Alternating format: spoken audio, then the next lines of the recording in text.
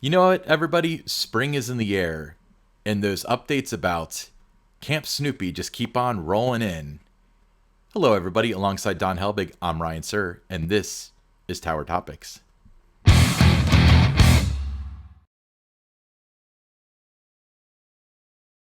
Tower Topics is a podcast by Kings Island fans for Kings Island fans because that's who we are and that's who we care about. Yeah, so while Snoopy Soapbox Racers are gearing up for action, on this episode, we're going to take a look at the latest makeover happening around the new Camp Snoopy themed kids area. Drum roll, please. This spring, guests say hello to Woodstock's Ale Rail, formerly known as Flying Ace Aerial Chase in Camp Snoopy. Yeah, there wasn't a whole lot of details on the Kings Island team update last week on the park's blog, other than a photo of about 5 feet of track repainted and 87 words. So we wanted to paint a more detailed story for Kings Island fans. So picture this. Woodstock is in charge of delivering all the important Camp Snoopy mail, and the roller coaster is getting a nature-inspired facelift to fit the theme. So imagine a ride, through a tree. The track is being painted green to represent leaves, the structure brown for the trunk and branches. It's going to be a literal thrill for kids and their parents through the heart of nature. Yeah, and I believe it's going to be really cool.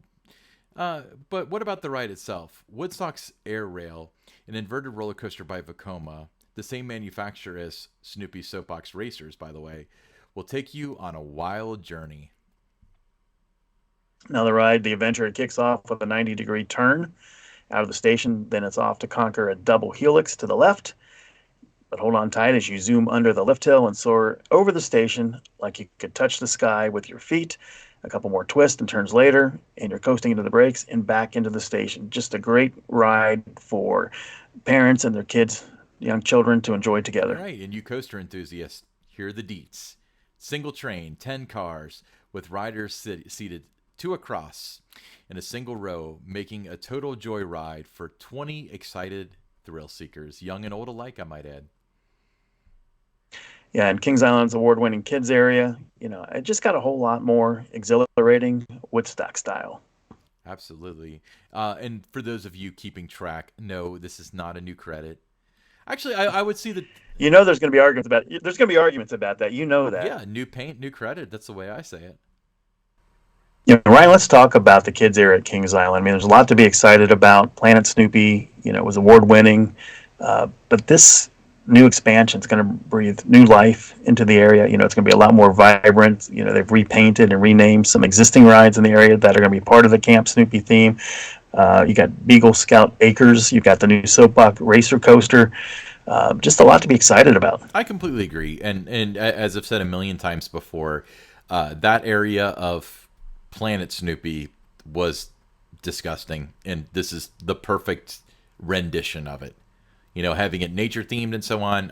I couldn't be more excited. I think it's the best possible decision that the park could have made for an expansion. So, all right, Don, let's move on to the listener question for today. And this one's from Elijah Smith. He said, my 8-year-old daughter, Hadassah, got really excited when you answered my question. Now she has a question. Hello, Tower Topics. I love your podcast. I listened to it on the way home from school. My question is, what's your favorite roller coaster at Kings Island? Mine's Banshee. So, Don, her favorite roller coaster is Banshee. What's your favorite roller coaster at Kings Island? Favorite roller coaster at Kings Island for me is the Racer, and the reason being is it was the first roller coaster I ever rode, and spent a lot of time with it in the 1980s. So it's a special place in my heart. So it's the Racer.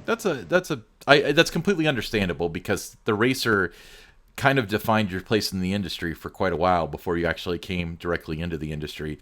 My answer would be twofold. When we talk about the full experience, as far as the area, waiting in line, riding the ride, walking off the ride, I would say Flight of Fear. I think that the theme is unique. Mm-hmm. I think it's really well done. I think there's mystique behind the ride being in the dark and indoors. So I think that's really cool. But as far as the ride experience is concerned, I think Diamondback is my favorite ride. I just love that second drop.